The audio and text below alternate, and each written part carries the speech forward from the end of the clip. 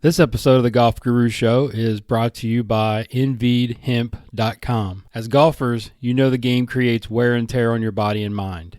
InVeed CBD products can organically rejuvenate you. They come in 3 varieties: Relief, Clarity, and Relax. Relief CBD products help relieve pain. Clarity allows you to focus on those critical shots. And Relax CBD products are for those anxious golf moments. Right now, I've got an incredible special for you. Go to InVeedHemp.com and use the promo code GURU20 for a 20% discount for life. So let's get to this week's episode with myself, the Guru, Will Brooks, Nick Sutton at the after party. Enjoy. It's not what you know, it's what you can prove. You know how to cut to the core of me, Baxter. You're so wise. But like a miniature Buddha covered in hair. I want to become a guru so girls will like me. Then I will like myself. Now, before we do this, let's go over the ground rules. Rule number 1. No touching of the hair or face. Of course. And that's it! Now let's do this! Are you not entertained? Are you not entertained? Is this not why you are here? What's up, everybody? Welcome to another episode of the Golf Guru Show. I'm your host, Jason Sutton, and I am the Guru. First off, Happy New Year to everyone. This is our first episode of the 2020 season, and it was recorded a few weeks ago after my last couple of guests, my son Nicholas Sutton and his college teammate from Tennessee Tech, Will Brooks, was staying with us for the week, and the boys had an idea to get on the mic and ask me some questions. So we kind of flipped the script a little bit, and we kind of dove into some topics that you may have not heard before. Some things about my career, some of the things about how I got started in social media, and also my opportunity to give these guys, young fellas, some advice under the table about college and making better decisions. So I will warn you that we had a couple of alcoholic beverages this evening, and a couple seltzers. So it was kind of how I would describe as sort of a Mike Stud / no laying up podcast format, just kind of going off the cuff and just a lot of back and forth. We had a lot of laughs, and I wasn't going to post it, but I thought that, there's a lot of value in this as the boys kind of catch me at a weak moment and get me to spill some of my funny college stories, as well as talking about Gary Vee and some different topics that I don't think you want to miss. So let me know what you think.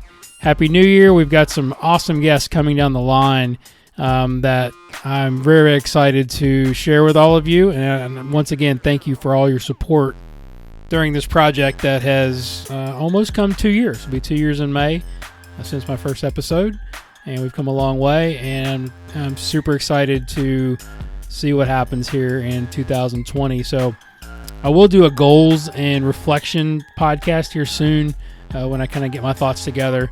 But until then, enjoy this very entertaining conversation with my son and Mr. Will Brooks. Enjoy. But yeah, that's what me and Nick kind of we took away. Like we played with the awesome what's his last name, Morrison. Morrison. He seemed like it was, like I said, it's December, but he seemed like he was just very on top of his shit. Well, he just got back from second stage. Yeah, sure. and he had been. I mean, that dude didn't miss a freaking putt. Right, and he filthy on the greens, dude. Like guaranteed, he plays his course every. Shout out to his putting coach. Shout out to his putting coach. But he hasn't touched a club in 2 weeks. Really?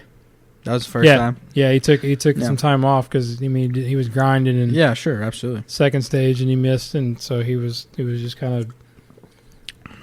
So he was rusty and he shot 66. Yeah. On your boys. Well, that's what I'm saying though. Yeah. Like like I said, both of him and Henry, and they they weren't flashy, but they just didn't make a mistake. And Austin made freaking everything you looked at. Like we play solid, be a pretty solid match. I mean, We both played we both played pretty bad. That's first. I mean, we were both knocked some rust off, and we lost 4-3. So it's like. But I mean, not to take anything away from what they do, but like, you know what I'm saying, like, you know.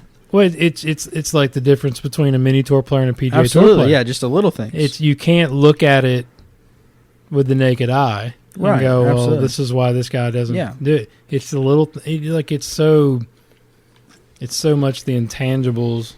Yeah. So that's exactly what you said when I asked you. Is like, what's the difference between me and Henry Shimp? And you were like, very, very few things. Yeah, it's so small. But those small things add up.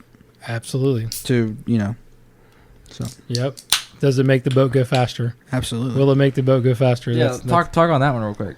Talk about that saying. Yeah, it's just the thing. I actually learned it from a friend of mine that was on the podcast, a guy named John Hardesty, and then John Graham, which you know, you've met my good friend. Shout out JG, and he said, you know, ask him because he was coming on the show, and I said, you know what, like Hardesty's like one of the most underrated coaches out there because he's like not on social, very limited exposure, but I know how brilliant he is, and he said ask him about that saying, and so of course if you Google it, it comes up. You know, the book, and then the guy that wrote it was a member of the crew team in one of the Olympics. I can't remember what, it was like Scandinavian or something.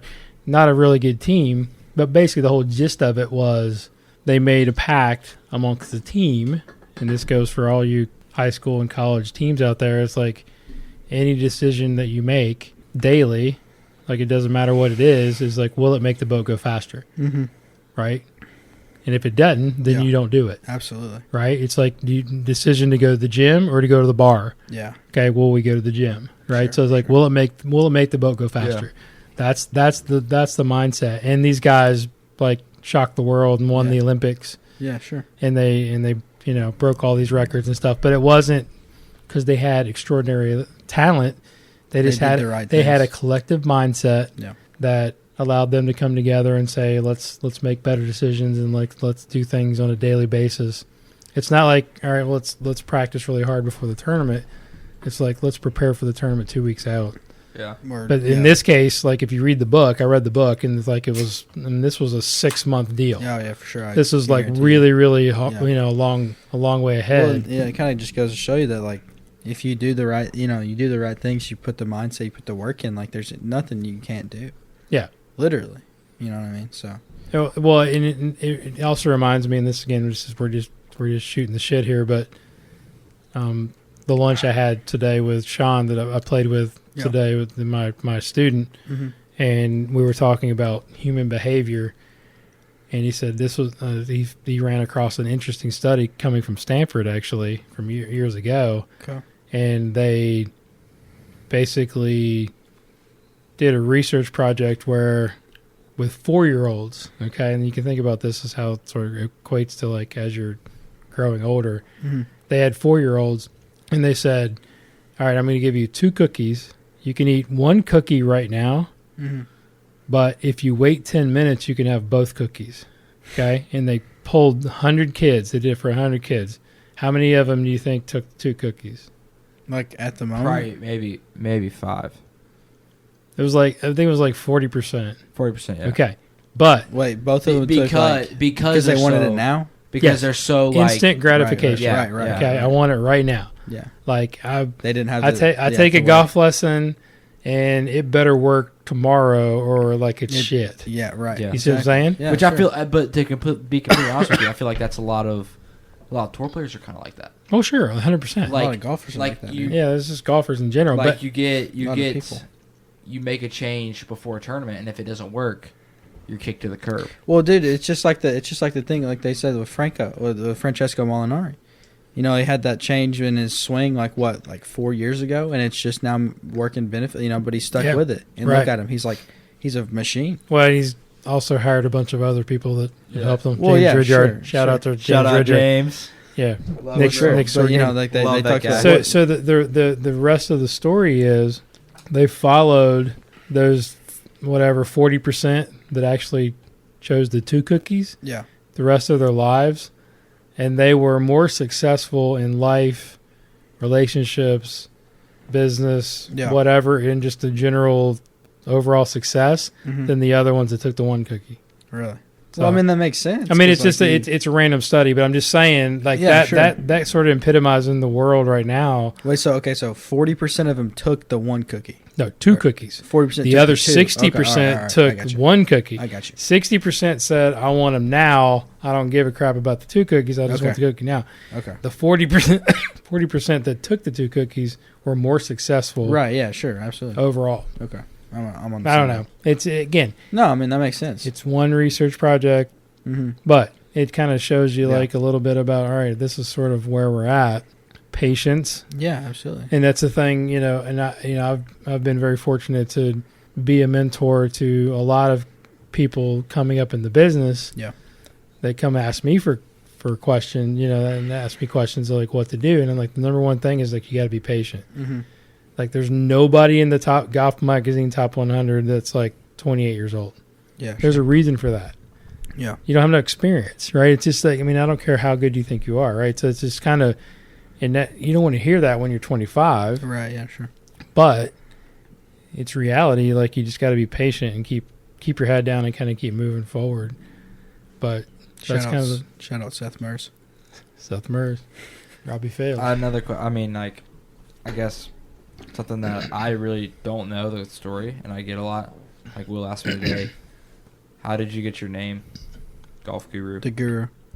Why do I call you? I get it. Like, Why do I call you the Goo? Like, I know. Like, I have an idea of like how it came about, but I don't know the exact story. What do you think? Before I tell you the story. One of your buddies, I think, told you about it. Or All right. kind of made it up. Yeah. So I don't remember his name. yeah. So when I started at Dana Rader, this was early 2000. Okay. Which was sort of, I went from being an assistant pro to a head pro to like now teaching full time and jumping into what has become my job now by choice. Yeah. Right. Sure. Because it was my passion to like, I mean, I was very excited to like only have to worry about one thing. And I was very excited about, doing that.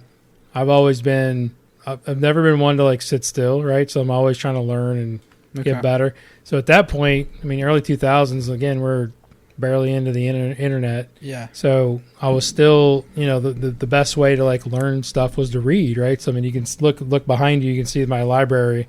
Like that's just a partial part of my library of books that I've read. Yeah. But so I used to read everything there was available and was trying to learn as much as possible.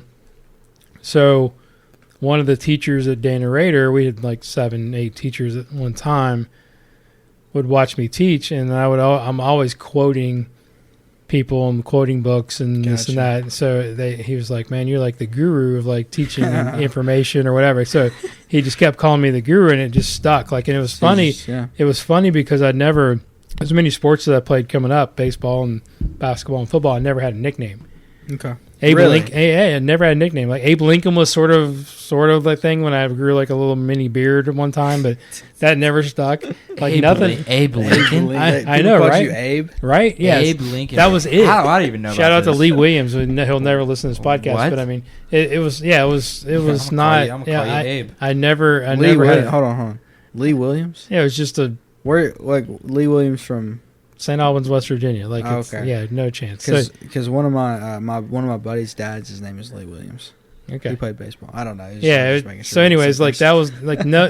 Crazy with that. That'd I be never nuts. had because you always have everybody has a nickname. Yeah, sure. Never yeah. had a nickname. So anyway, so this kind of stuck, and then it kind of went on and on and on. And then as soon as social media hit, like 2006, 2007, I started like shooting YouTube videos and whatnot, and then everybody's like, "Oh, hey, Guru!" Like they weren't even like calling me by my name at this point. They're just like Guru. So you've always been kind of like a go-getter. Like you've always done like the thing to like Oh, brand yeah. exposure. Absolutely. Okay. Yeah, from the beginning. Gotcha. Like That's cool. from what How many videos do you think you have on YouTube? I mean, I've got. I remember 500. I remember shooting a video with you once. That's yeah, I've got. crazy. Yeah, you can see him on there. Like, yeah, people don't even realize It's like 8 years old. swinging 2000, a 2008 so like Hilarious. 2007, 2008. YouTube just is created. That's the first year. Yeah. I find this guy named Gary Vaynerchuk that created a wine show where he had like taken over his. And he has a great podcast. Gary V? Yeah, Gary V. Dude, on TikTok. I love him on TikTok. Will That's is a crazy. huge TikTok. Gary Why V do you is- think? yeah. Why do you think I'm on TikTok? Gary V? No, I'm on TikTok Yeah. Why are you on TikTok? because of Gary V. Yeah, dude, he's crazy. He's There you so go. good. There you go. So that's I absolutely love watching his TikToks. so here it goes. So That's crazy. So this is where it comes full circle, right? Yeah. So yeah, 2008.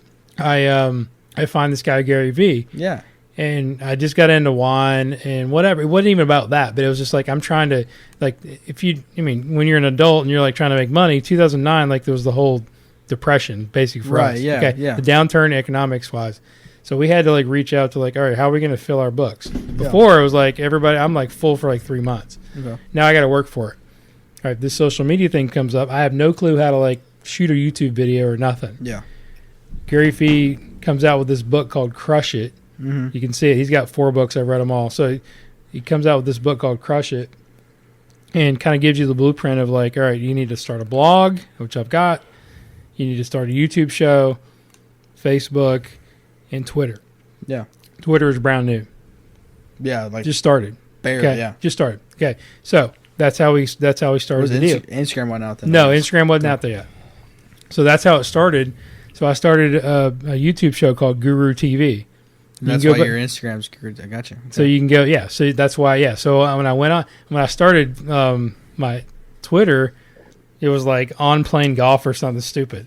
Yeah. And my friend John Graham, he's like, why are you on playing golf? Like it has nothing to do with your brand. I'm like, you've got to go with like what your brand is. Like you make it as simple as possible and like Right, yeah. as concise across the board. And that's why I went back to Golf Guru TV because Gotcha. it was Golf Guru TV was my original YouTube show. Okay. And I did hundreds of shows, which got people like coming to me constantly, Yeah. coming through. And then I ran it through my Facebook, ran it through Twitter, and then ran it through all the channels or whatever. Yeah, So that's kind of how I got started with that. So it became our brand after that. And then everybody, literally all my students all called me Guru. Like they never called me Jason. Yeah. From then on. I was about to say, because I don't ever think I've ever called you. No, anything you just besides call me Guru. Yeah, and that's or- cool. Like yeah. that's respect. Like Guru or Coach. Like my kids call me Coach. That's a huge, like that's a big deal, right? But that's kind of how it started. But Or, yeah, or dad. Dad works too. Dad's good. Yeah, from you. Dad. Yeah, like I mean, I was thinking, the whole time I've been up here this week, and I've like, how many times have I actually called you Jason? No, Never. I call you the Goo. Yeah, the Goo. And that's cool. Yeah. But that's how it I started. was like, yeah. Yeah. So you can go back on my YouTube channel and like look at, and I've burned so much money. Like before, it was not about money. It was about I was trying to drive business in my lesson tee. Yeah. But somehow, some way, I screwed up my AdSense application and got disapproved.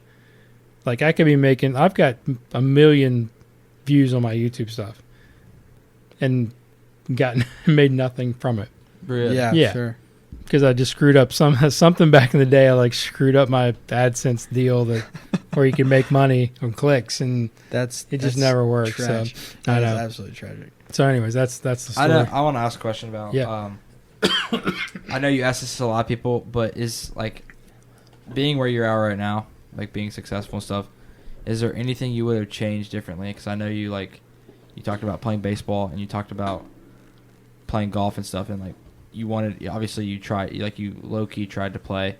I mean, I know you played like Yeah. a couple of qualifiers and stuff, like US Open qualifiers and stuff. Is there anything being where you're sitting at right now that most people our age like want to know? Would you have changed anything That's a to great. to maybe change Yeah. where you are right now? That's a great question. I mean, it's a question I've always wanted to ask you, but I yeah. never really No. It's like, really. I never really knew when the time was. No, it's really good. I mean, from a Because playing. I listen to a bunch of podcasts like Mike Sutton stuff, like he played baseball and stuff, and then now he's a rapper and does podcasts and is a billionaire or whatever, makes a lot of money. Yeah, I mean, But like now with you being successful and stuff, like is there ever a doubt or whatever? You're like, wow, I didn't want to do what I wanted to do.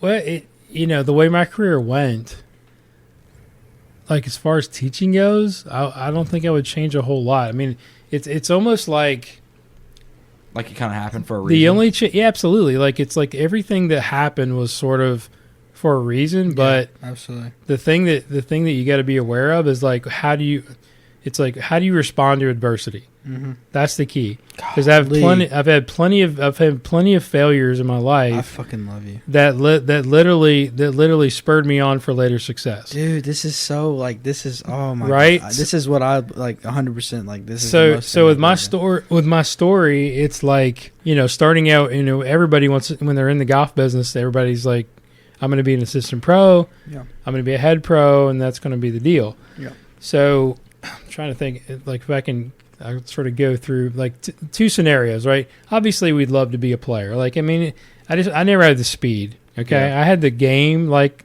I could have probably been a really good like mini tour player for like a couple of years if I like dedicated myself to that. One, I didn't have the coach. Yeah. Like looking back, like I didn't shout out to like my two coaches that I had when I was a high school player. They did the best they could, but they were head pros. Okay, they didn't have time to teach as much. I mean, you know what I'm saying? Like it's not their fault. Yeah.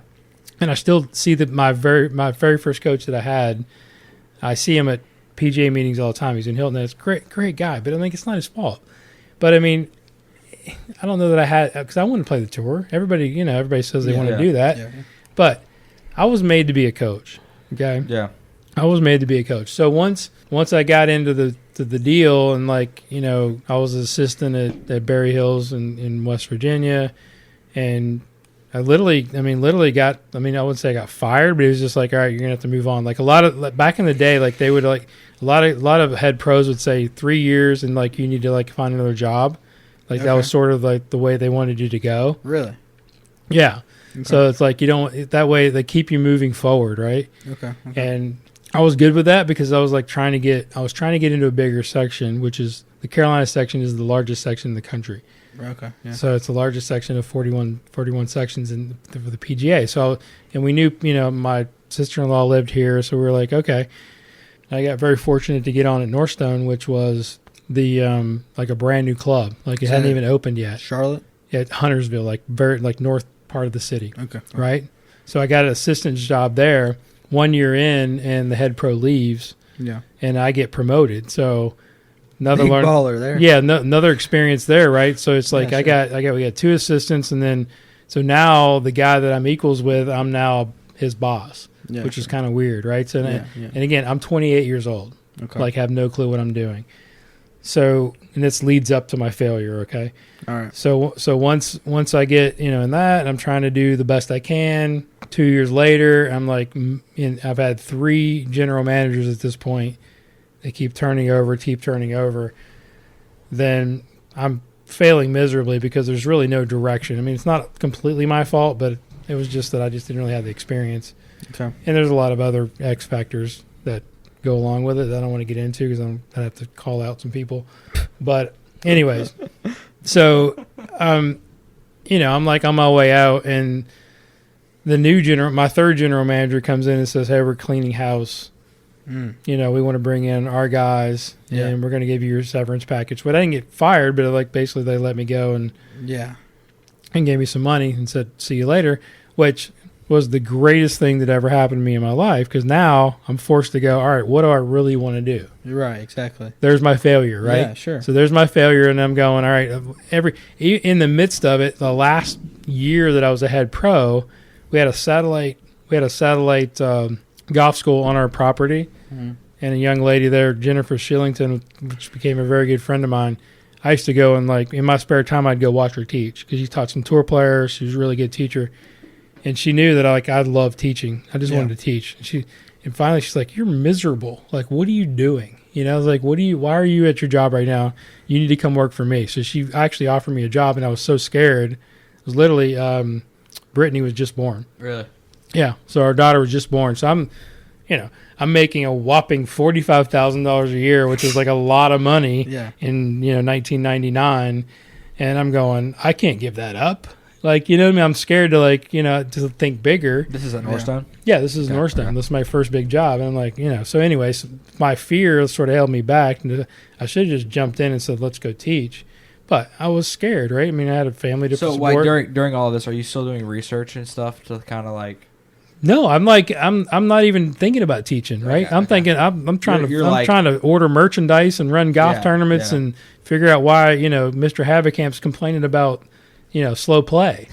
It's like I'm going nuts. Why is the carts on path when Yeah, it's and then the and all the sopping while, wet? The Right. slow play epidemic hasn't hit yet. yeah, and so and all the while my assistant staff are like undercutting me, like going ahead, going above my help, going above my head, trying to get me fired. So it's not a good situation. So all in the midst of that, I'm like, all right, well, finally, when the guy let me go, I'm like, it was almost like a breath of fresh air because I'm like, all right, now I can do whatever I want to do. Yeah. So I'm like, all right, where, and I knew I wanted to teach because again, I was teaching as much as I could, but I couldn't teach that much because I had so many other responsibilities. So I'm like, well, who's the best teacher in the area where I can actually go? So Jennifer Shillington, shout out if she ever listens to this, I don't know where she's at, leaves that organization and goes and works for Dana. Really? Yeah. For like a couple of months. Like, That's I don't crazy. even know how much. So you found out about Dana from her? Yes, kind of. But anyways, and she found out like I was like looking for a job and she's like, you need to hire this guy. So she got me an interview with Dana. And all the while she was on the way out. So I came in and got an interview and got very fortunate to get the job. And then Jennifer left. Wow. How about that? That's Where is crazy. this at? At Dana Ritter Golf School, which is like Yeah, it's not it's now it's very close to where we are now, but it's called something Nick showed me different. today. Where, Yeah, I showed you something the different. Tiger Penthouse Suite. Yeah, something different now. But anyways, so that's kind of how that went, and then from there, like That's kind of where the teaching. no, the teaches. whole thing just my whole life transformed because now all I needed to worry about was like how do I get better? How do I be the best coach I can be? Right. So that and then I was just then I started reading, I started listening to CDs, I started So doing what all time? this Like stuff. what year was this? 2000. Oh, so this was. Yeah, okay. I wasn't Yeah. even born yet. Okay, cool. Yeah, I This- started in this- 2000. You weren't even thought. I about wasn't even thought about. So I've been No. So I always tell everybody like I've been teaching 27 years, but I've only been helping people about 18. Gotcha. Right? So it's like, before then I don't know what I was doing. I was doing the best I could with whatever. I had no access to anybody. How many lessons were you given at Northstone? Any? Oh yeah. Just guys who came in the shop. and Yeah, just like- I would give I thought 250 a year was a lot. Yeah. And then Yeah, you at, give, like, at Dana, 250 at Dana's a I month. was given 3,000. Yeah, I was gonna say you give like $250 a month. It was now, don't stupid. you? Yeah, it was like it wasn't even close. So yeah, it was like it's all relative, but that's sort of how that transpired. And then once that happened, then I was off and running. Like I'm like, all right, and how can I be number one? And which is my goal. I want to be Butch Harmon. Yeah. Okay, I'm going to be number one in Golf Digest. Let's go. Let's do it. That's what I'm going to be. Okay, let's go. So I'm still working on top 50 at this point, but anyways, that's Okay, where I'm so at. okay, that's the thing. I asked Nick earlier. I was like, "How? Okay, who votes on like top 100, top 50, all that stuff?" Yeah, Top- I thought it was how- the people how do who you were already get- in how top do you 50 get who top vote, 50? but I wasn't positive. So it's different. So it's Golf Digest is top 50. Okay, So that's top 50. so it's just like that's bloggers peers. or No, just that's like- peers. So that's Golf Okay, Digest, okay. and Golf Magazine is top 100. Golf Magazine is top 100. There's two different lists. okay. So I've been on top okay. 100. I've been on Golf Digest top 100 for 4 years, and that is more like the editor and the some board members and whatever. So that's a little more diverse. But you got to fill out a very very big application questionnaire to like get in, and people don't realize this. Like, I'm a 20-year overnight success. Okay. Okay. So it's I've been nominated, I don't know, 10 times. Like when I was like my early 30s, I started getting nominated, right? So it's like Yeah. once you start getting on the radar, it just takes time For people to like, to kind of actually work acknowledge up. you. Yeah, to work up to it. It just happened. But Golf Digest is your peers, so they basically send out a questionnaire saying who are the top in your state. So I'm a little salty. I'm going record now, going from 1 to 4 this year because I was number 1 2 years ago.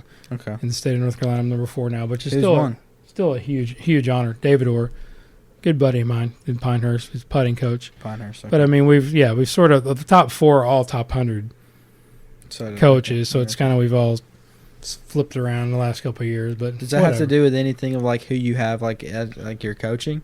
Yeah, for sure. Okay, I mean, okay. yeah. I mean, if you have a bunch of tour players, you're going to get, Obviously. you get more recognition. But Right. I was talking to my staff the other day, and they were like, I'm like, look, no, I mean, the people that vote on us, what are they seeing? They're seeing what I post on Instagram. They're seeing what I post on Facebook. Right. How many of them actually have seen me teach? Very few. Not very many. Yeah. So, But, I mean, and speaking, it's fine. speaking of social media and And stuff, that's fine. But that's why we do it, though, right? Right. hey, Sure. hey, Like, speaking that's why we do it. Speaking of social media stuff, how much like in the last 3 or 4 years has social media made an effect on the top 100 and the coaches nowadays? I think huge. I mean, Oh, it's massive. massive. Look at I mean, Genghis. Yeah, Genghis. Genghis is great, but I I'm mean, just saying so he's many people. he's sort of Like, known if as a I'm YouTube gonna- guy, I'm but I gonna mean, be- I love Genghis, but like, I do too. But I mean, I probably wouldn't know who he was. No unless, chance. Unless it wasn't for Instagram. well, you would hear about him because Well, again, he's yeah, got on Wolfie. tour- on tour and you get stuff. tour players, and that's right. But it would have been slower. it would have been a Right, lot. yeah. Yeah, it would It would have have been a lot slower. But Like I knew who Wolf was before he even played his first tournament. So it's exactly. like, He's done a great job with Yeah. his social media, and that's again, everybody's a brand. Oh, absolutely. Okay, Yeah. and if Yeah, you're it's if just you're like not participating in that, then that's fine. But don't complain when you don't get recognition when you're not participating in you being a brand. That's what people, there are people out there that say, "Hey, why are you posting so much? Why are you posting your swings?" Well, one is it's not selfish in my part. More, it's my students because I'll get kids that like I don't post their swing after we do a thing, and they'll get pissed at me. I'm telling you, it's like, hey, well, why didn't you post my swing? I'm Yeah, like, you oh, didn't- sorry, I forgot. You didn't post me swinging the other day. I'm actually a little salty about that. Well, I didn't want to like offend your coach, but No, I'm yeah, just kidding. no, but it's you know what I'm saying, like it's No, I didn't. Hey, but- we'll get one tomorrow, bro. Don't worry. Shut up. yeah, we'll do one, but yeah, so it's kind of like you can't have it both ways. Yeah. Like if you're gonna be so good and not post anything, then go for it. But for me, No, it's just yeah. the way I'm playing the game. Absolutely, you have to. You have to. Playing the game. So and again, I've been playing the game since 2008. It's nothing new. Yeah. I was posting, I was developing my own YouTube show and getting Gary comments V, from baby. people. Yeah, shout out to Gary V. I'm Gary like, V, baby. I'm creating content. So now it's like, Absolutely. document, don't create. That's his Yeah. thing. Yeah. So when before Robbie, it was funny, before Robbie actually started teaching full time, he was my intern. I had him basically videoing my lessons every day, post them on IG. I posted on what? On IG. Like it Oh, was on just it was Instagram. just all it was just every day. I mean, that's what Genghis is doing. Yeah. Genghis has 100%. that. He has that media guy. He's got a guy. Yeah, if I had a camera crew, which is like what I need now for like I've got my app out now. Shout out to my Honestly, Golf Guru if app. we're being honest, I feel like more people would listen to your podcast if you had some sort of like video. Well, and that's coming. Like if I start making like some an money, like an IGTV. I need an advertisement. I need somebody to pay me for this shit. Hey. Yeah, Is what's up. IGTV. Then I can have a camera crew. Mike Studd's got IGTV. I know. He's got a little camera hidden up there. and Mike he's got- Studd's a. Could you imagine? a star. Could you imagine if someone was videoing us right now doing this podcast? Yeah, they would, but people would watch it. Oh yeah. People would watch it. Yeah, This that's is, crazy. that's what I'm saying. That's sick. So it's like that's the next step. It's not just like the video of like you doing Just a like Skype interview. Just clips. Yeah, it's just Yeah, whatever. it's just like a little preview that Yeah, gets, yeah, gets absolutely. people watching. Like that's what I mean. Hell, I wouldn't know. I wouldn't listen to Mike Studd's shit if he wanted to post like a. right. Oh yeah, dude. Anything. I Just don't know, I mean, barstool stuff. You know what I'm saying? Anything. No anything. laying up or Yeah, absolutely. crazy. I don't know. More that's questions. That's just a question that I kind of wanted to ask you. No, that I didn't know. Does that make sense? Like, Yeah. Yeah. I mean, I didn't. That's know. the story. I didn't know what you. Well, would- that's the thing is that what you I would don't even change. really- I mean, I figured It's you'd say funny you how wouldn't change anything. it's funny how like I assumed like even like when I took over at Carmel and the guys that are working for me, like if it was me, if I'm going to work for another guy, what's the first thing I'm gonna do? I'm gonna Google him. Yeah. I'm gonna figure out what's up. Yeah. Nobody did that. So I assume they know my story. So I don't tell them until it's like I got to tell them my story. Like, you know what I'm saying? Like, I know we'll go to golf courses a bunch that people will be like, shit happened so fast they don't really realize who it is, and then Yeah. later on they're like, holy shit, I know who that is, and then they come out and they make shit right. You yeah, know what I mean? I mean that's happened to us several times going to golf courses. right. It's just, But I want, I like people to know how I worked my ass off to get to where I am. yeah, Because they see like what you're doing now, like, oh, he's doing this and this and this, he's Yeah. whatever, but they don't realize the journey. yeah. Oh, But what absolutely. That it took. like I know like not to throw you under the bus or anything, but like what made you like in high school and like college and stuff, like I mean you weren't like you didn't love school and stuff, you didn't like love learning and stuff. But what made you like want to start learning golf wise? Did you realize like, okay, I need to buckle down and like shit needs to get real, or like probably just more of like you just had you know a passion for what I golf, mean? But surely. like you know what I mean? Like I loved it. I know. I loved like, it. It's the same way I am. You You said know, like you Yeah. say in college, like you didn't love going to class, you didn't love Yeah. school and all that But stuff. that's No. like, but it's one of those things that Gary Vee says, like, you know what I'm saying, like you find out quickly who like what you enjoy doing because like you invest more time in that. Like Yeah. you could give a shit about like math, yeah. but like when it comes to golf, that's something you're truly invested in, something you truly like enjoy doing. So you're obviously going to invest more of your time in it. Yeah, that's exactly right. So that's a great question because, you know, and I Because like obviously like every time I get us him college like, students hate going to class. I We get hate it. going to listen I to get this it. Like it's stuff but it's, we know isn't going to be but here's the thing. real in real life. I totally get that. Okay, so there's a two-part answer here. So one is sometimes you have to do things you don't want to do to get your goal. Sure, yeah. All right, because you just have to do it, and it's not stuff that you're going to hate. That's school. Mm-hmm. I'm not a big proponent of the education system right now. I don't think is awesome. 100% agree. All right. yeah. So, and we've talked about this because I know he'd be like, well, I'm making bad grades. I'm like, yeah, that's kind of like, I know just your skill set in social skills and Like interpersonal and all that shit, skills. I know you're going to do great things if you channel those interests in the right direction. Yeah. You've got a chance to do something great. Doesn't mean you're going to make great grades, but if you don't make great grades, you don't get to play golf. Exactly. If you don't make great grades, you don't get to do some stuff that you want to do. You know what I'm saying? Like sometimes you got to do things Like you you don't got want to to do. sacrifice shit that you don't want to do. Absolutely. So I didn't get to that. Make it okay, out on the other side. I didn't get that. Okay, I didn't get that early on. So once, and it's kind of a two-part deal because I didn't make great grades coming up. I was really smart. I was like literally gifted coming up. I had a photographic memory. I could remember stuff, which was basically me regurgitating information. Mm-hmm. Is that really learning or comprehension? No. Absolutely Which not. is why I tested poorly. Mm-hmm. Like I got a 21 on my ACT or whatever it was. Like it wasn't, that didn't equate to that. Right. It equated to me like, okay, I can memorize this. I can give you an answer. That doesn't really do anything. Okay. But once you get to something that you're passionate about, like you're talking about, like Gary Vee talks about, now you're ready. Like, all right, how do I get better at that? Well, right. The only thing I could think is like I got to read something about it. I got to buy a book. That's the first thing. If I don't know something, I'm gonna buy a book. Yeah. Now with the internet, I'm gonna go Google it and I'm gonna figure out something. You're So willing how to did I do learn it, how to though. podcast? How to learn about all this? Yeah. I Googled it.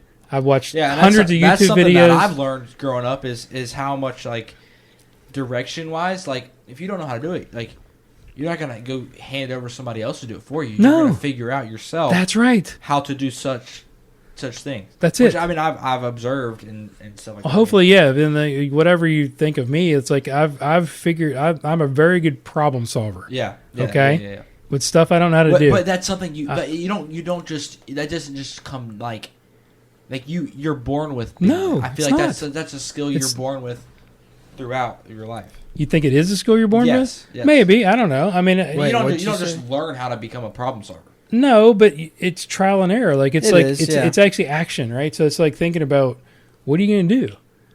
Are you going to sit there and like complain about it, or are you going to like figure out a solution to the problem? That's why I hate people people that work for me or what are like friends is like complain. I'm like, all right, great, complain, but like let's figure out a solution. Yeah, right. And that's and it's out there. Like it's whether it's people, whether it's the internet, whether it's information, it's like whatever it is. That's just the way I've always been. So it's like that's what I've learned, and I would call that more street smarts rather than book smarts, right? Absolutely. Even for though, sure. like, I mean, I've read hundreds and thousands of books. It's like the little things you remember about those are great, but it's like now, how do you put them into life? Absolutely. And how do you react to it? So it's I mean, dude, Gary Vee's the man because Oh, Gary Vee man. failed out of grade school. I mean, Yeah. freaking barely went to college. Yeah. But He has such a perception on like life and just like There you why go. people tick, and that's why I like him a whole lot because he's just so personable and he He interviews people like people Yeah, you no. wouldn't even think. Like no I mean he's just so good like it's just psychologist, you know, he knows how people, like I said, he knows how people work, Yeah. and he makes it into his. But you listen to his message, and he's going to tell you, you watch his stuff. One, he posts a lot of stuff. I mean, he has somebody that's following him every day, filming his life. Yeah. But it's like young people, it's like patience, keep your head down, you know, find what you're passionate about, and then move towards it. Yeah. And if you get impatient, then you start getting frustrated, and then you start doubting yourself. Yeah. So it's just, I mean, that's just the way it was for me. Well, and that's what he, like, one of his things is, like, he was literally saying, like, whenever he was like our age, he kind of viewed everything as like a trial and error kind of basis. Yeah. And he expected, you know, he says, like, you have all this life to live.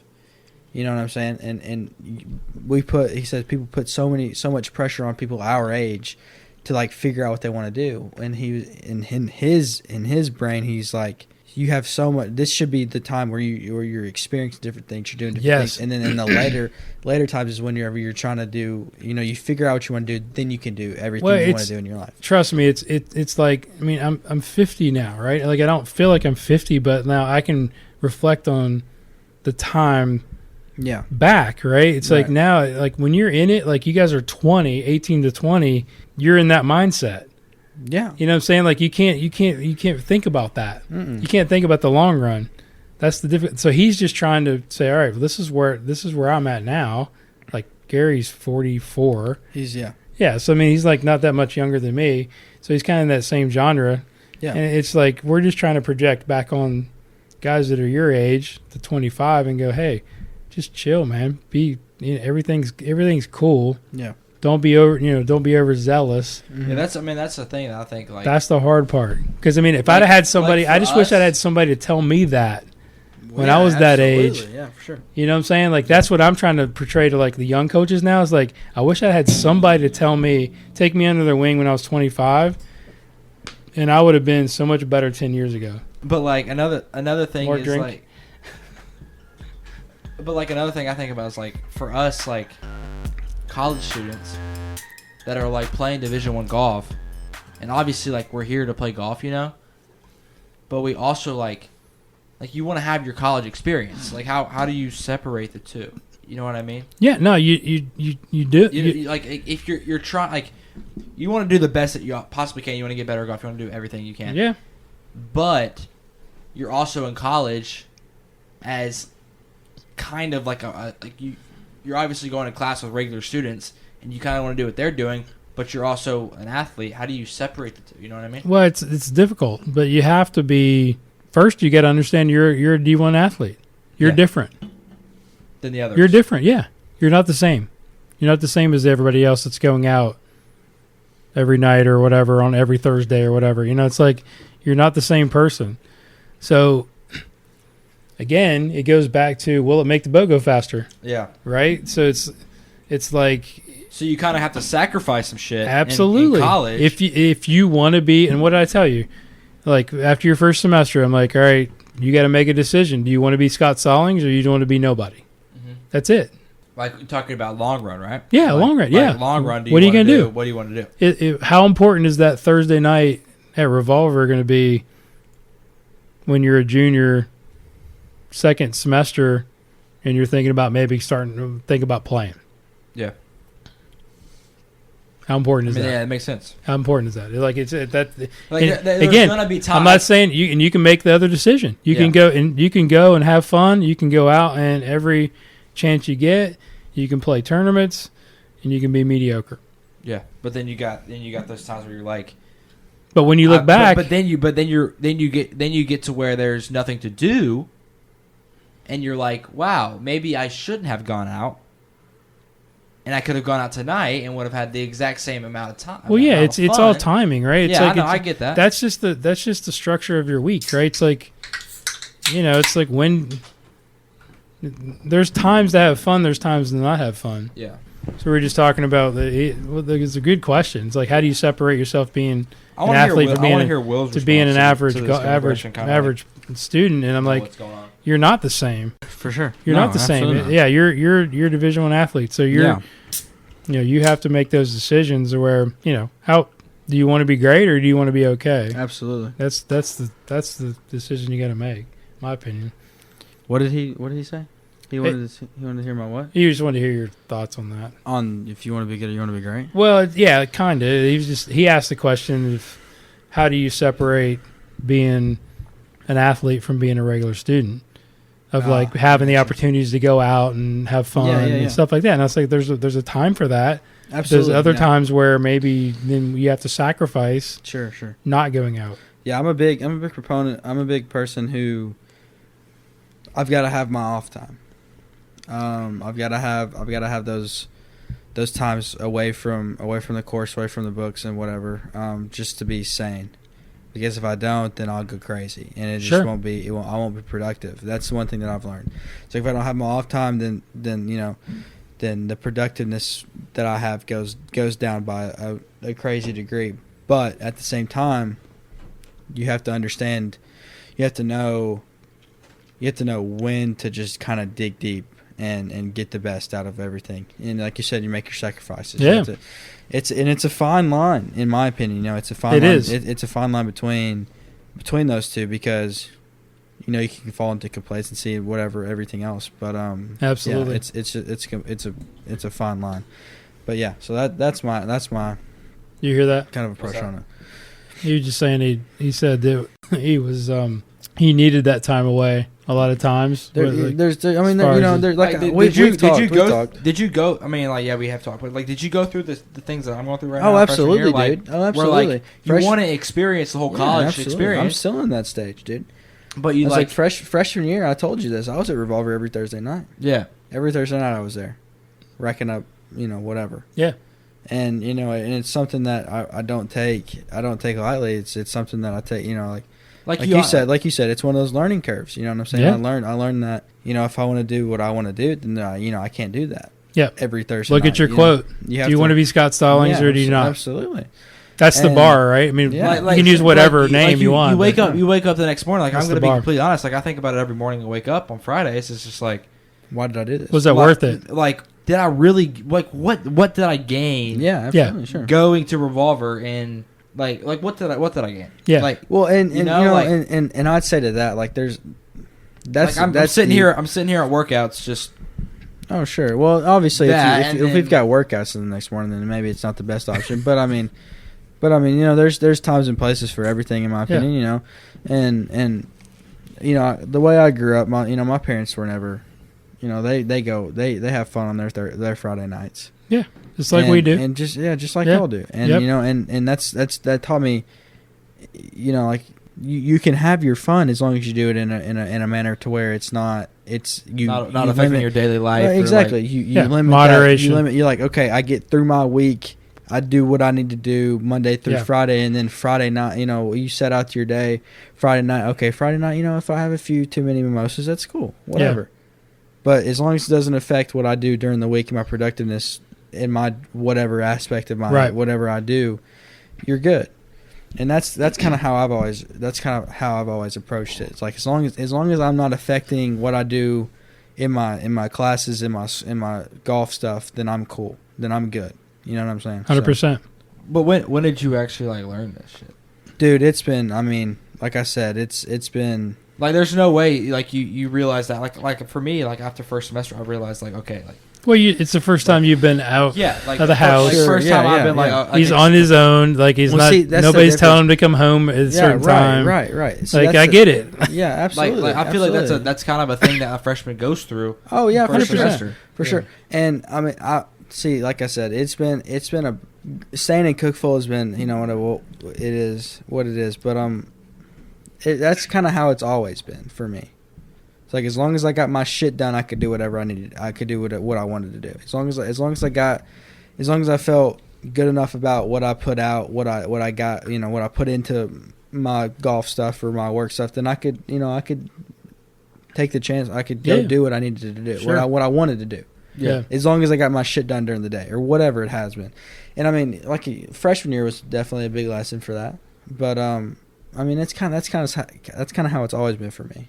Yeah. It's like, as long as I got my shit done and I knew I was cool, like I felt like I was good, then I do whatever. And then slowly over time it's turned into, okay, well, if I want to be what I actually, if I want to do what I want to actually do in my life, then that standard's got to come down a little bit to where I do this here or there instead of every Thursday night like it was. Yeah. You know what I'm saying? But it's trial and error. You know what I mean? Like you can't expect a freshman to come in. You can't be a freshman going in and be like, all right, I know exactly what's going to happen. Exactly. Like, sure. You have to go through that. I'm still kind of like everything's new to me. Like, No, absolutely. So you have to expect that growth period and that growth period of time to get to where you want to be now. But the thing is like, how do you respond from that?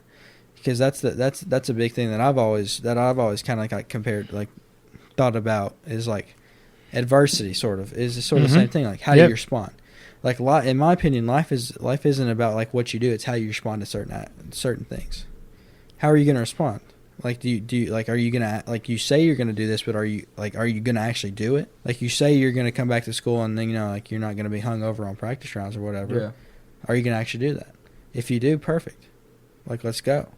But like it's all about how you respond to things. Yeah.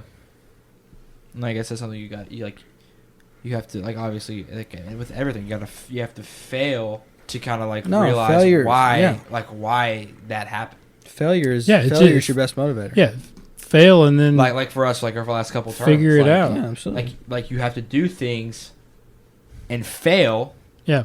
To learn that, like, absolutely. okay, that's not that, like, not maybe, but like that is not what you. So like, how do you next year? How do you not run out of gas in the fifth tournament? Absolutely. Well, it's getting rest in the third tournament. The last two events, like how do you survive? Exactly. So you think back and you go, all right, well, let's make some adjustments and let's maybe not do things. Yeah. Go out or get less sleep this night, or let's get an extra couple hours. Dumb shit, like just staying up watching, playing FIFA or whatever, like I do. Yeah. You know, I mean, whatever it is. I'm here to tell you, like, I'm not good at that. Like, I mean, I stay up till freaking 1 o'clock every night, and that's just kind of how I'm wired. But I mean, maybe it's because I'm only 20 and I can wake up, I can go to sleep at 1 o'clock, and I can wake up at 6 o'clock the next morning and be fine. Yeah. But I mean, it's just kind of in my opinion, everything's a trial and error kind of thing. You try this. If it doesn't work, okay, well, here you go. Let's try something else. Yeah. And that's obviously, I mean, I've never really like being at home and stuff. Like, I kind of had you to tell me kind of like your experiences. Yeah, and sure. Now that I'm going out on my own, I've got to kind of figure out on my own. Absolutely. Yeah. Experiences that I didn't know. Yeah, and we've talked about this. Dude, you're and that's what I'm saying. Like, I hate when you like compare yourself to me, because you're so much better than I ever was at your age. But you're at a bigger program. You've got so many more things available to you. Like, I have no idea what you're going through, because I didn't have those resources. Yeah. I was in an NAIA school that was pretty good, but we didn't have workouts. So we didn't have, like, we just went out to practice on our own. Like you're saying. Yeah. So it's like, you got to take advantage of that and then do your deal and figure it out. And then you're just navigating it, man. It's just normal. Yeah, absolutely. Yeah. If that's your question, is like, what I'm going through is normal, absolutely, 100%. Yeah. And I could tell you my freshman year was 100% worse. Really? Oh, for sure. Well, yeah, but then again, you probably didn't have somebody like you to kind of like be there to like. No, see, because like, I'm gonna be honest with you. Like, if I was just going out with regular people, like it'd probably be 100% worse, because I look at you and I'm like, well, see, because what I said, is Will doing and how is he performing? Yeah. Okay, that's what I kind of need to do. Yeah, right, sure. Well, like I said, my mentor, my guys when I came in were Riddle and AJ, and I didn't really hang out with AJ too much. I hung out with Riddle. And Riddle's a party guy. Yeah. So I went around, and I mean, I wouldn't change that for a heartbeat, because I loved every freaking minute of it.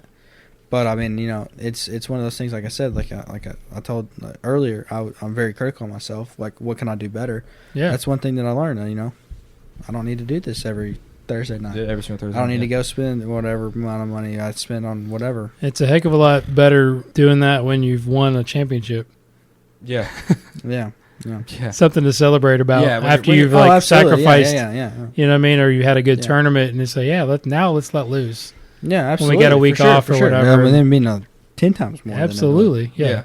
So that's because then you're not doing it because you're just like, it's a celebration. Let's do it, but like you're doing it because you're like, I haven't done it in so long. Now I'm going to do it because I have not done it in so long, and it paid off. Yeah. Yep. Yeah, sure. Let's go win an OVC this year. go. That'd be a massive. So what other questions you have for me? Other questions. Other Let's see. I mean, that one I obviously told you it was kind of like a big one. I mean, it was kind of like a pretty broad question. Yeah. Because you could have gone so many different ways with it. All right, I got one. All right. So, like, out of all the mini tour players that you've had or whatever, because you said you've never really had like a tour player, like a PGA, like a PGA player. Like, why? Like, why were they not? Why did they not get there? And that's more for me because I could start this off for you, starting with DeYoung. Just kind of like, I feel like a little bit of it has to be with timing. He was about Brendan? Yeah, Brendan was going to come to you. It's definitely luck. Yeah. And the next week, the next week he gets on tour and it's like, oh, I'm good, and he doesn't come to him. Who? You know Brendan DeYoung? Yeah. Big dude. Yeah. Was supposed to. Like, he was in a bad, like, I guess it was a pretty bad. I don't know what situation, but basically had a lesson with him, and then gets out like. He's in Web Q school. Was it Web Q school or something? Well, it was before it was tour school. Before they were switched to Corn Fair? Yeah. Schedules a lesson. Way before that. Yeah, it was way before that. It was schedules a lesson, goes to the Q school, gets through, cancels the lesson, obviously, because he has to go to, like, orientation or whatever. We still keep in touch. Like, he knows, like, we know each other, but we never worked together. That's just timing. Yeah, it's like the timing of it. But I would say he's asking more about specifics. Yeah, like I'm saying, like the people that you've had that you thought like could go pro, like for whatever why did reason, yeah, it's like and again, it's a tough question. Yeah, for sure. It's a tough question, but it's an easy question. I mean, so some of the characteristics that I would say is one. I mean, obviously talent, right? So I mean, I seem to get a lot of guys that were like mediocre college players. Yeah, that just didn't want to go to work. Okay, and they would like. Think they wanted to play, and I always made a joke like in my younger years, like they couldn't even beat me. Like we'd go play and like so it's that guy. But then it's the other guys that I thought would have a chance. Mm-hmm. Okay, they have decent talent, and I never tell anybody they can't do anything because I think talent can be developed, and taken to the next level with the right information and the right sort of work ethic and whatnot. Mm-hmm. If they didn't have the backing. That was a big thing. That was a big. That's what I've heard. That was a big deal breaker. If the player comes to me and says my dad is my sponsor, or I don't have a sponsor and I have a second job, there's no chance. Like the dad thing is okay. Like that's possible. Yeah. But it makes it more difficult because now the player's got pressure because it's family. Yeah. Whether they think it or not. Yeah. Like it's hey, my dad's loaded, doesn't matter. It's still I got to pay my dad back, or there's still that thought of like having to do that. Mm-hmm. But if they're working a second job at Dick's to like pay entry fees, they got no chance. Yeah. You've got to treat it as a job. So you have to have enough backing. So when you go play professional golf, you have to have enough money to pay your entry fees, your travel, your hotel, your food. And not worry about where that's coming from, and go do your job. Yeah, which is wake up in the morning, go work out, go practice, go play, go do your shit. Yeah, so that's the biggest thing probably in the difference. So then if they, if they're borderline on talent, they've got no chance. And I seem to get like a lot of those guys for whatever reason. Yeah, I would agree. You know what I mean? Like so for Kelvin had all of that. He had the backing, he had the talent. He just had some bad breaks with health. Gotcha. And he's had a back injury. Completely should be on PGA Tour right now. Like he's that good. Gotcha. Like I've never seen anybody like I've worked with tons and tons of players and he's got it. Like and there's it's just like it factor, right?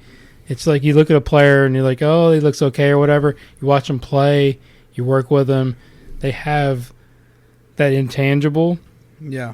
That where they can just get it done like he had that. Gotcha. Which is a shame, but yeah. He may not be done. We may not be done. He's still young, but how old is he? We'll see, 31. Oh, okay. So he's kind of like, he's been doing it for 10 years. But I've worked with so many like talented kids, like a lot of kids that come through like just like with putting and stuff. And I could tell they got it. I got a couple young players now that I can tell they got it. Like that are going to play college golf 100%, which not too many times you can tell. You know, like Yeah, John, we play with a day. Yeah, absolutely. I mean, he's that kid's a winner. Yeah. Got it all. Yeah. A couple other kids that I'm working with. I got a couple girls now that I'm working with. I got the number one girl in the state that I'm working with putting. She's going to Virginia. She's going to play the Shout tour. out Amanda. Amanda Oh, yeah, Steinbach. I think Nick's showing me. She's going to play the Yeah. tour. I mean, she could play the tour probably in 2 years. But I mean, it's just that the intangibles you can't put your finger on, but you just like know. we've seen a few of those kids here. Yeah. I've seen a few of those. Yeah, Especially the girls' side. The girls' side, you get a really girl, see it. You get a girl who's you Who stands like, out, undoubtedly. You're just like, okay. I can she's just good. tell by when I'm working with them. Like Yeah, it's just for sure. that, like the answers Just they the- give me. All right, yeah. You know, Just I the gotta- IQ level, just oh, everything. it's It's just- unbelievable. yeah. Like she just has another level of just like understanding of like I'm really good, but I Yeah. don't need to tell you that I'm good. Yeah, for sure. Like you look at me. Yeah. Like I was in awe of like when I saw her the first time. I was like, okay, yeah. How'd you get mixed up with her?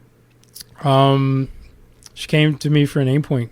So she just hit you up. She was like, Yeah, she came to me for an aim point lesson, and then we made. You know, she's I like, still need to get on aim point. yeah, Still need to get on you do.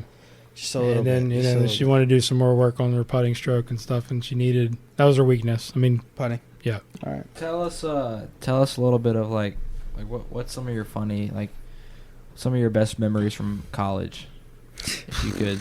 Oh God. Like I know a few, but like I don't know.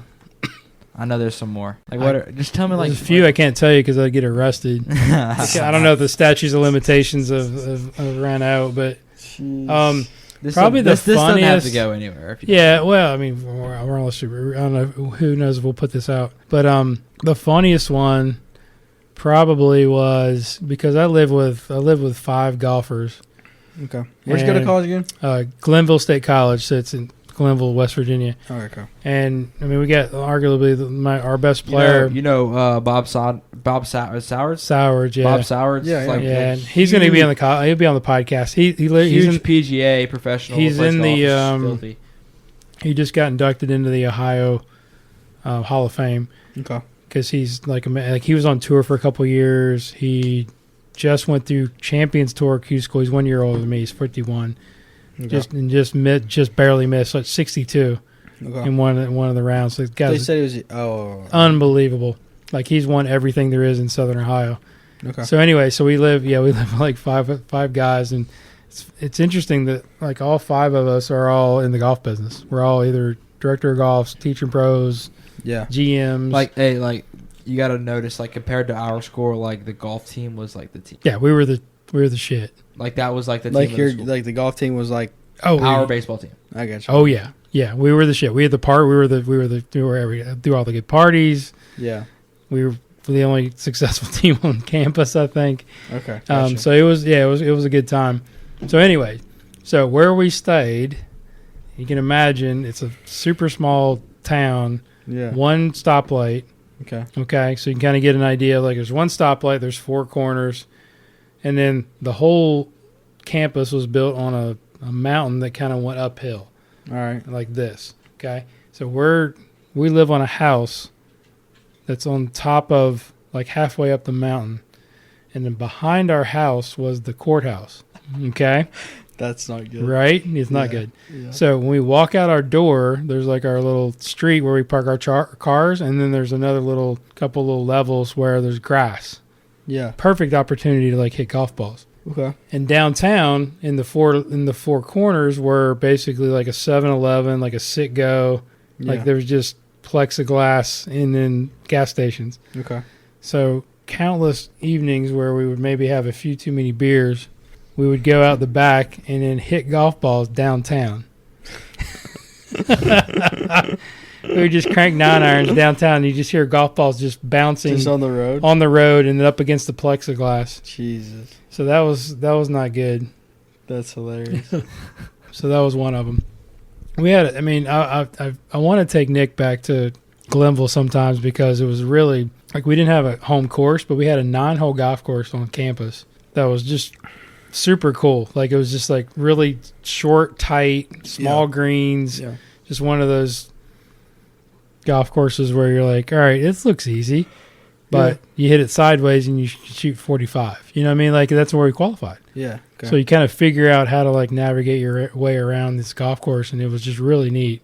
And I would just love to go back and like see like what I could shoot now, you know, after sure. knowing the course and whatnot. But yeah, so we did some crazy stuff, and like literally we would go, and if it was a rainy day, and again we were sort of required to like we just go practice on our own. Yeah. We'd all sort of go as a group. If it was a rainy day, we'd go out and play one club. So we'd just play one club, and we'd carry like a case of beer, and like just play one club and just drink beer the whole time. That's no fun. way. That was the NAIA way, Could you imagine if we did that? right? Yeah. So That'd we had some interesting times. We wouldn't be there in like a day. Yeah. But you know, but you go look to the club for practice. We just roll up to Golden Eagle with like a case. with a case on Yeah. our shoulders. It's like you get the little strap, you know, and you just like just hang a it on. case and a Yeah. 7-iron. Coach is just like, get the fuck out. Yeah. Like what? Right. So that's He's just kind like, of. all right, that's kinda what we did. Revoked. But it was the same thing. We went out on Thursday nights. You know, we had the pub and quarter beers and whatever, and you know, it was the same sort of situation. But Yeah. But I mean, like, what? I mean, how crucial do you think it is to hang? I mean, like, I've talked to you off mic, but like, how crucial is it to hang out with like other players, like other athletes? I think it's like, huge. chemistry is massive. It's huge, man. I not, mean, not even like golfers, just like other No. people, like well, you know, outside of. it's so funny. Like, 'cause I know you're friends with like you were close with a bunch of the basketball players and stuff, and like I was because I thought I was going to play on the basketball team low key, but we had a couple of basketball players across the hall where I lived. Yeah. And because I had lived in several different places, and you met one of them. Like it was funny. We were actually doing a visit to Maryland. Yeah. And one of my best buddies from Glenville was in Maryland. He's like, hit me up. So we had dinner with him and stuff, and he's like telling Nick stories. oh Yeah, I was don't like, even dude, remember- you I need don't to even stop remember. talking. Yeah, sure. But I mean, yeah. So I was really good friends with the basketball team, some couple of football players, and it wasn't all golf team. I mean, that's kind of what I've done. Like, I've kind of gotten closer. No, to yeah, some sure, of those absolutely. dorms. That's I don't know. the same thing. I'm sure you probably did the same thing. Oh yeah, for sure. I've got a few. I've got And you being from Bunch of Cookville, friends. like, you got a lot of buddies you know from Yeah. high school. And shit. Well, you know, for me, it's cool because I've got my friends who I've live with and go to and have went to high school with, and then I've also got my golf guys, the team, and then Yeah. everything. But I've also got I've got a few friends on the basketball team. I've got a few friends baseball team. I've Yeah. got a few friends football team. Just mix and match everything. I see them and I'm like, what's up? You know what I mean? And it's it's just one of those things where you kind of grow your. I mean, you grow your your person, like, your brand, honestly. yeah. And you see And your relationship you never base. and see the thing is you never know where that's gonna go, Right. And You don't know. that could go like one of those guys if say per se golf doesn't work out for me, one of those guys who's a CEO of a company, like 5 years down the road they get Yep. a big job. I'm like, hey, I need a job. That's right. yeah. You know what I'm saying? That's That's, it. that's something. Yeah. It's all about relationships, Absolutely, man. man. The Yeah. more relationships you have, the more potential you have to be successful in anything that you do. So, and that that's kind of the way I've always looked at everything. But yeah, absolutely. Yeah, you got that from me. Well, and that's the Yeah. thing. And see, that's what I'm saying. Nick is so like he's got so many like more people than I have whenever I was a freshman. Because I've kind of a I mean, literally everywhere. Kind of a shy guy. Like everywhere I have gone, this first semester Will has been right there. yeah, Like, absolutely. to be We've completely been honest with you, in- like but the funny thing is, like, other than the freshman, like, Will knows every one of those people that I have met just Yeah. because he has already been in that Right. position. Yeah. So it's just like, I don't know, it's pretty crazy. Yeah. Like Revolver and stuff. Like first 3 weeks, I probably met at least 50 people and I Yeah, didn't even know for who they sure. were. And Will's like, yeah, I know that person. I know that person. I know that person. Sure, yeah. So, pretty crazy. Yeah. Like, there's other stuff like we'll talk about off mic. That's kind of crazy. I'll tell you about later. But Okay. I'm kind of curious where that one will go. But yeah. The goo. like, Let's see. We got any more questions for the goo? I don't know what you got. I don't know if I have anything. I think I No, might we have- can wrap it up. I think I might have. Let's see. I know I've got something in here. Yeah. Kind of. There's something I want to ask you, but I really want to know the answer. So you get so you getting us tickets to the Masters this year? Yeah. Like, come me- on, me we and gotta Will? go. That's the question. Yeah, we're gonna talk about it now that we're on the mic. We have to go to the Masters. I can get the Masters tickets. Yeah. Okay. it's Me not- and Will? Because listen. I just think you guys We are gonna be can- in season. We can figure out a way to either not go to class, get out of practice. As or long as we yeah. don't have an event. As long as we do not have a tournament, we are fine. Yeah. We will be there. Can you snipe us some two tickets? Yeah, for I us? can work that out. Okay, cool. We're there. I mean, we can go on the weekend. Like, I mean, it doesn't even matter. Saturday, Sundays are okay. Saturday, Sundays are completely fine. Do we need backstage passes? What do we need? I mean, if you can set up a podcast with Tiger Woods, that's cool too. But like, I mean, we're not gonna ask too much. You know what I mean? I mean, if you bring your shit with us, like I love it. we can just do it at the Champions Dinner Table. Yeah, absolutely. I can bring it. My podcast does travel. It does. I know it does. It's gone to every one of my tournaments. Not really, but Low key. yeah. Well, yeah. We did do one in Williamsburg. With who? Oh, you did. Yeah, I did one with my boy at Kingsmill. Yeah. Right in the lobby, hotel lobby. Yeah. Tomorrow's gonna be a good day. Quell. Let's talk about that for a minute. Yeah, sure. Quell. What do you got? You've played it before, haven't you? Several times. Several. Mm-hmm. Well, have you ever Next- played it? Have you ever played it in December? No, I've never played it in 35-degree weather like we're doing tomorrow.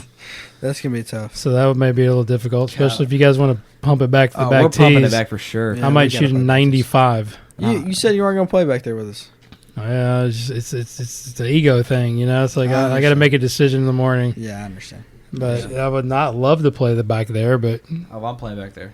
If we can, I'm definitely- playing back there. Yeah, bro. I mean, I would love to see the score. you might. I I post. mean, you probably can play 7,000. I mean, hell, if Joaquin can post a number, I can too. Shut up. I'm just yeah, kidding. Jocko. No, that's That dude's filth. That's gonna be crazy. Guy's so good. That's gonna be nuts. Yeah, but I get it. Like you'll be able to say that you've seen Yeah, like you what play, you see on TV and Yeah, all Yeah. that stuff. yeah. But Like you always tell me like if we ever get to play Augusta, like where would you play the Seabus? I'm like Oh, obviously absolutely, you're obviously gonna I'd play play the them all the way Vegas. back. yeah, I'd still love to have a 450. Yeah, would you? Yeah, Hell, I'd love to lay up. I'd hate to have I'd 3-wood love- like I'd love- 7-iron. I'd love a. I'd drive her through with 7-iron. Yeah, that would be me right now. Yeah, up The and way I down felt slope. today, Up and down slope. I got to get up like 4 hours. I got to get up in like 3 hours and like start stretching for tomorrow because it's just gonna be You need bad. to go hit up Aaron. I couldn't today. I could not move. You need to go get a little deep Oh, tissue real quick. it's so cold, Hey, it's like I said. As long as the sun's out, we'll be okay. dude. It might be a beanie weather. It'll be. It's gonna be beanie weather. It's Yeah, gonna be beanie weather. but it'll be fine. That's I'll gonna be be with. I'll be with a good group. That's probably. I don't know. I don't. We'll see. Because I played the honors like 10 times. I don't know how it's gonna compare. Like I don't know. Like I don't know. Like is it gonna be better? Do you think it's gonna be better than honors? Be better You think than so? honors. Okay, Yeah. Okay. Yeah, bro. Yeah. I mean, I've never. I mean, They played obviously. that- they- I mean, obviously, I've seen it, but like the This- honors is this like is- top this- 55. this is- I don't know what. This is well, what you're I gonna don't- get. I don't know. You're I getting- don't know. It's better. You're We're spoiled, Joe. Okay. I mean, like, trust me. I think Charlotte's even better, but Then Quell. yeah, Really? yep. Yeah, Charlotte. But that's where we're gonna go. But Quell's good. Dude, okay, I'm gonna be completely honest with you. Like, I don't know if this shit's going anywhere. Have you played Charlotte? Yes. Okay. Several times. You haven't But, played like, Quell though. No, I've not Okay. played Quail. Because the only reason I haven't played Quail is because every time I would love to play Quail. But every time I play Quail, it's like, let's go to Charlotte instead, or let's go play Carmel. Like, they're both better.